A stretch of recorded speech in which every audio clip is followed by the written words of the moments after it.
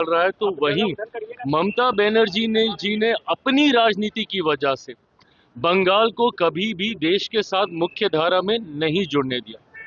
आज बंगाल के लोग भी देख रहे हैं कि किस तरीके से डबल इंजन की सरकार का लाभ देश के कई राज्यों को मिल रहा है। इसीलिए इस बार बंगाल की जनता ने भी मन बनाया है कि वो भी डबल इंजन की सरकार, प्रधानमंत्री नरेंद्र मोदी जी के सोच वाली सरकार को बनाने के लिए बंगाल की जनता ने मतदान किया है।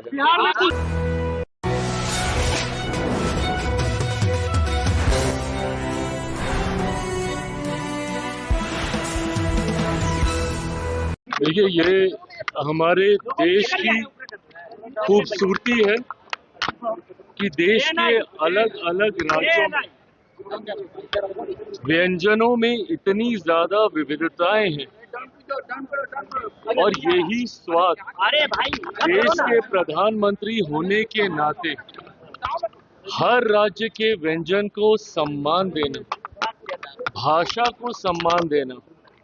आप तो सिर्फ नेता प्रतिपक्ष बिहार के जो हैं वो सिर्फ व्यंजन की बात कर रहे हैं, पर मेरे प्रधानमंत्री जिस राज्य में जाते हैं उस राज्य की भाषा, उस राज्य की बोली तक को सम्मान देने का कार्य करते हैं। और यही एक प्रधानमंत्री देश के नेतृत्वकर्ता की सोच होनी चाहिए। बट जो लोग हमारे देश को जाति में, हमारे देश को भाषा में, हमारे देश को धर्म के नाम पर बांटने की सोच रखते हो, उनको कतई ये समझ में नहीं आएगा कि अलग अलग राज्यों के स्वाद को चखना, उस राज्य को सम्मान देना, उस वहाँ की भाषा को, वहाँ की पहन भूषा को, इन तमाम चीजों को अपनाकर प्रधानमंत्री जी देश के हर एक राज्य को एकता में जोड़ने का कार्य करते हैं।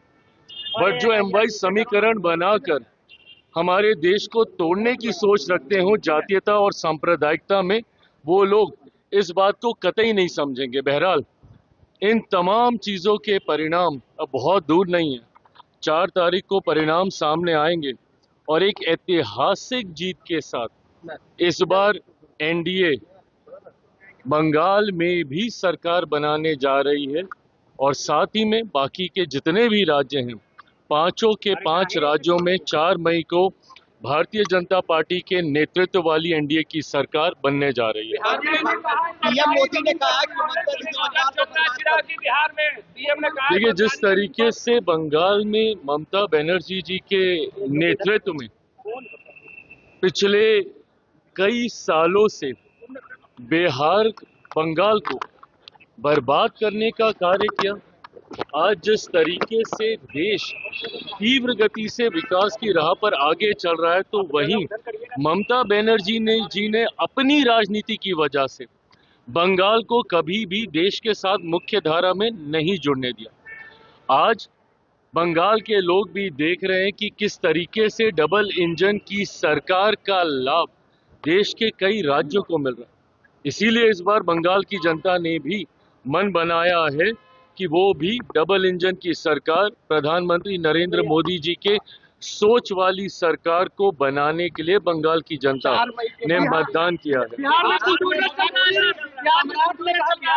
बुलडोजर चलेगा, सरकारी जमीन पर जिनके भी घर बने होंगे उसके ऊपर बुलडोजर चलेगा।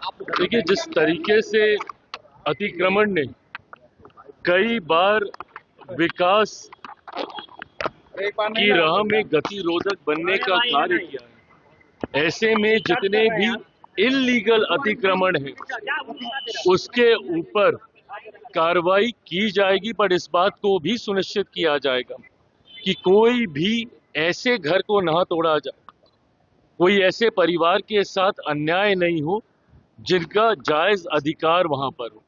साथ ही में लोक जनशक्ति पार्टी रामविलास ने, हम लोगों ने हमेशा इस बात के पक्षधर रहे हैं कि जो गरीब परिवार है पहले उनको वैकल्पिक व्यवस्था मुहैया करा के दी जाए।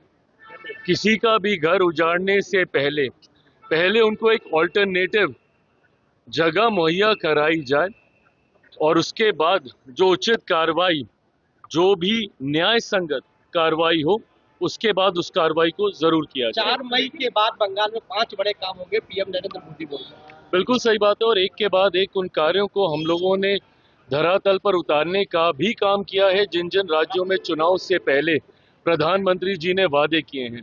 उसी सोच के साथ इन बातों को प्रधानमंत्री जी के द्वारा रखा गया है जो कि यकीनन 4 मई को एनडीए की सरकार बनने के बाद धरातल पर उतारी जाएगी। लेकिन उसके बावजूद भी सरकार कह रही है कि बंदी लागू रहेगा। 10 वर्ष हो गए फिलहाल की, लेकिन पूर्णतः सफल नहीं नजर आ रहा है ये काम।